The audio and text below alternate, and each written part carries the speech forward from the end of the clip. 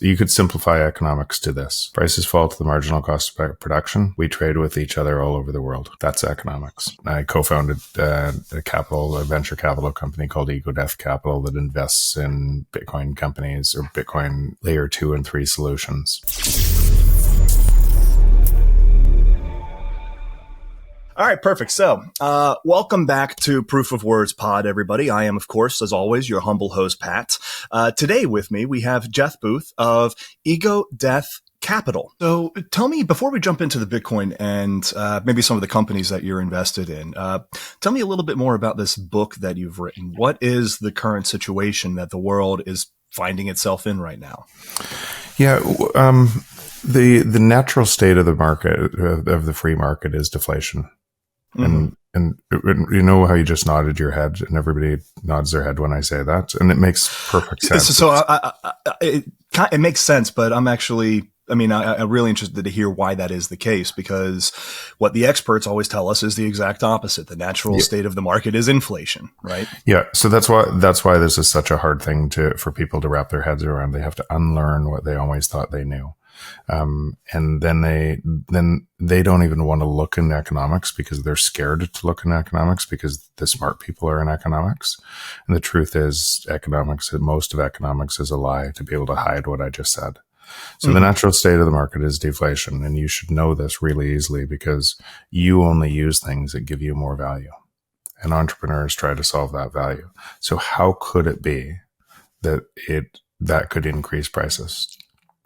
And so when you dig down and just think about yourself in that, we're using Riverside right now. We're using Riverside because it gives you more value than something else.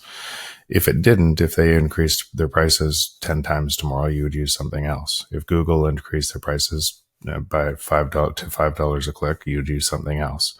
So through your actions, you search for more value, just like we all do. And that function means entrepreneurs that don't provide more value go broke.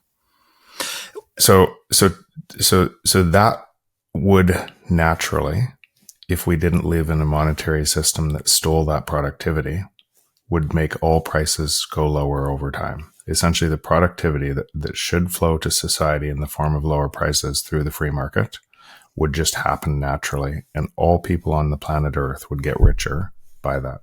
Because you could simplify economics to this. Prices fall to the marginal cost of production. We trade with each other all over the world.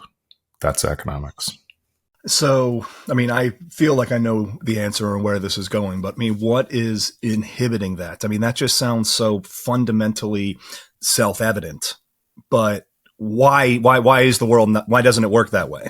And this is really important. If what we just talked about is fundamentally self-evident, is true from first principles, now we have to, and this is what I explored in the book, why isn't that happening? And why that isn't happening is if you could steal a little bit of productivity from people on the planet, from either your nation or the entire planet, you would. If you said, I'm going to take 2%, and people wouldn't notice, and I'm going to accrue that 2%. And remember, it's not 2% from zero. It's 2% from the actual rate of deflation that should be in the market, the implied deflation. So if the implied deflation is 5% from the productivity increasing, it's a 7% theft per year. And it's a lot higher than 2%. And that's because we live in a credit-based system. And that credit-based system must continue to grow, and it must continue to grow forever. And when I say grow, it's not real growth. It's manufactured growth by manipulating money.